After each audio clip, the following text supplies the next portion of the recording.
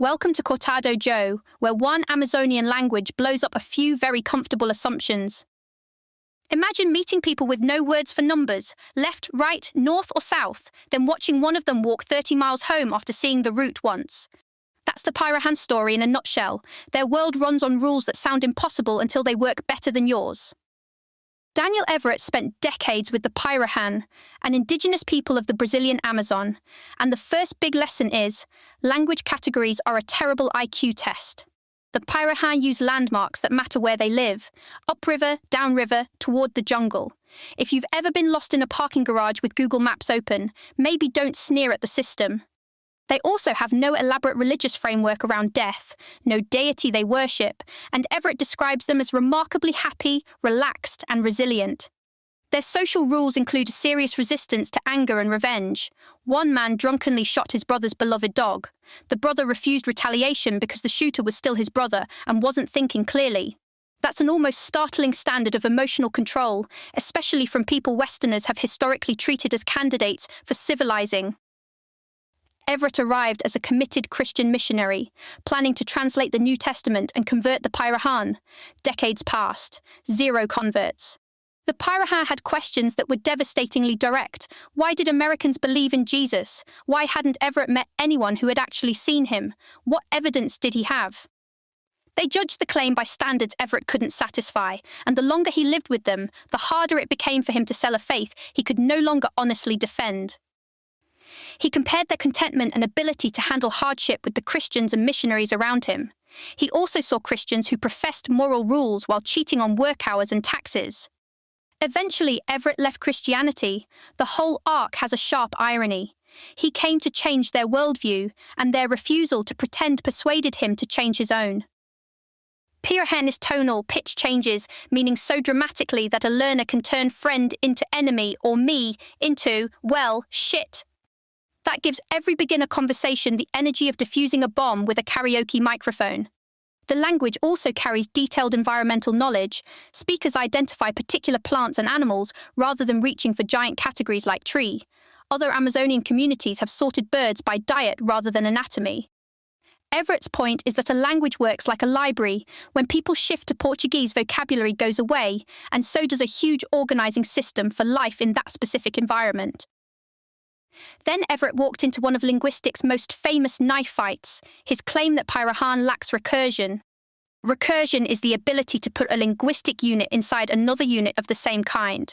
It's central to Noam Chomsky's theory of universal human language. Everett argued Pirahã didn't have it. He says later experiments by researchers from MIT, Stanford, and Columbia supported his analysis. The academic response got ugly. Everett says he was called a liar, a publicity seeker, and a racist, while studies that challenged Chomsky's position were brushed aside or treated as biased.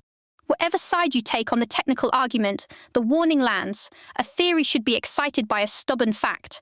Academia occasionally sees a stubborn fact and reaches for a bouncer. Before outside disruptions, Everett says about 70% of the Pirahã diet came from fish, with jungle foods and hunted game filling it out. When food was abundant, he estimates people often worked 15 to 20 hours a week.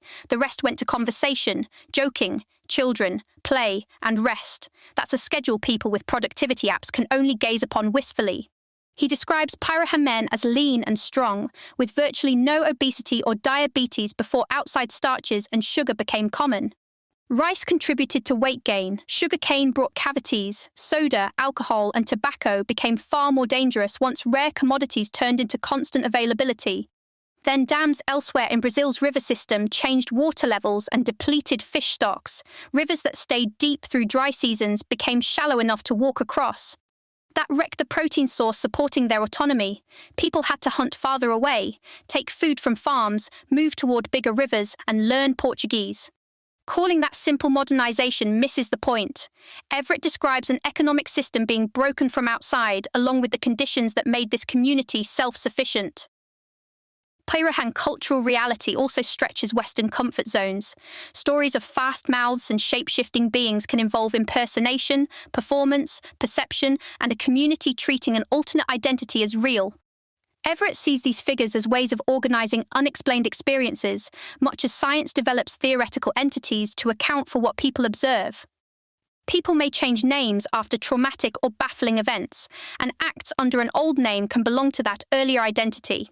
The fixed, continuous self gets a lot less fixed. Everett's larger plea is for patient fieldwork. He spent decades listening, testing meanings, making mistakes, and letting description come before theory. He says, languages are disappearing at roughly 1 every 2 weeks. Each loss can erase ecological knowledge, social categories, and a whole library of human possibilities. The Pirahã story is funny, unsettling, and deeply humbling. The world contains more workable ways to be human than any one theory can hold. Thanks for listening to Cortado Joe. This episode was generated by Podkey. Create your own at podkey.fm. Podcast.